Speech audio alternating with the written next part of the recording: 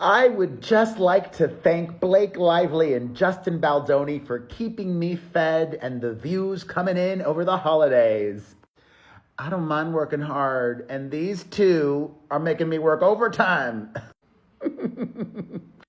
Some big developments today in the ongoing saga between Ryan Reynolds' wife and her director, co-star, and producer in the movie It Ends With Us. As many of you know, the former Gossip Girl star and Taylor Swift's bestie filed a complaint recently against him with the California Civil Rights Department, alleging a lot of gross and inappropriate behavior on the set of the movie. His legal team has denied all of those allegations and just today has promised a lawsuit. I'll get to that in a second, but first, Blake Lively's longtime publicist, Leslie Sloan, also today has released a statement. Her longtime rep has been dragged into this mess by Team Baldoni, alleging that Leslie Sloan, Blake's publicist, purposefully planted negative press stories about Justin. Well, today, for the first time, Leslie Sloan says, nope, didn't do that. In a new statement, Leslie Sloan says, quote, I was contacted on August 11th by Sarah Nathan. Pause. Sarah Nathan works for the New York Post. They have the Page 6 gossip column. She's also the sister of Melissa Nathan.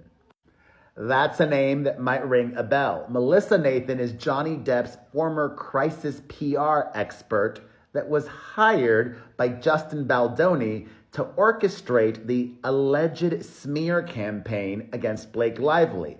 That is what her complaint details. His team says there was no smear campaign. And her team is also saying there was no smear campaign against him either.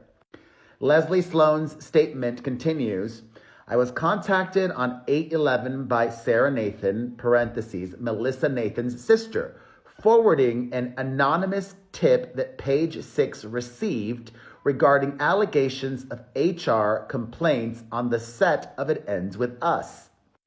After that, I was contacted by various press outlets asking about allegations of HR complaints. When contacted, I responded to press questions by referring them to Wayfarer, his production company, or Sony for information regarding HR complaints. It's clear that Mr. Baldoni and his Wayfarer associates are suggesting that I originated press stories about HR complaints on set, which is false. Please read Miss Lively's complaint and the complaint filed by Jones Work LLC and Stephanie Jones, which provides the details of the campaign against my client. The end part of that statement was referencing a lawsuit that was just filed by Justin Baldoni's former publicist. His former rep is suing him for breach of contract because they had a 12-month deal and he left after just a few months into that deal to be with his now publicist who used to work at Jones Work. And also named in that lawsuit with other allegations are Melissa Nathan and his now rep, who used to work at Jones Work. It's a lot, I know. Well, here's the even juicier part. Today, Justin Baldoni's attorney, Brian Friedman, promised not just one, but perhaps multiple lawsuits that Justin Baldoni is going to be bringing forward. And that lawyer is happy. He's the only real winner, and her attorneys too. His lawyer said today in a new statement, I am not going to speak to when or how many lawsuits we are filing, but when we file our first lawsuit, it is going to shock everyone who has been manipulated into believing a demonstrably false narrative. It will be supported by real evidence and tell the true story. In over 30 years of practicing, I have never seen this level of unethical behavior intentionally fueled through media manipulation. It reminds me of what NBC tried to do to Megyn Kelly and Gabrielle Union, and we all know how that ended up. Stand by. Well, the only way to really clear the air here is a lawsuit with a jury trial and testimony from cast and crew. They won't lie under oath.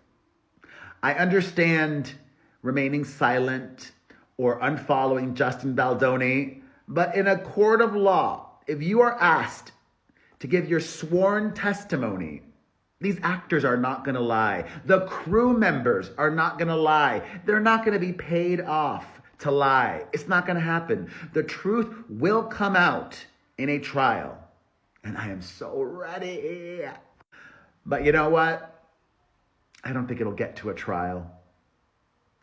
The Johnny Depp and Amber Heard situation, that was rare. Most celebrity lawsuits are settled out of court.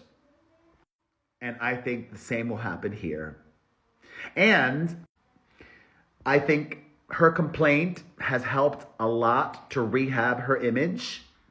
And I don't think he needs Hollywood.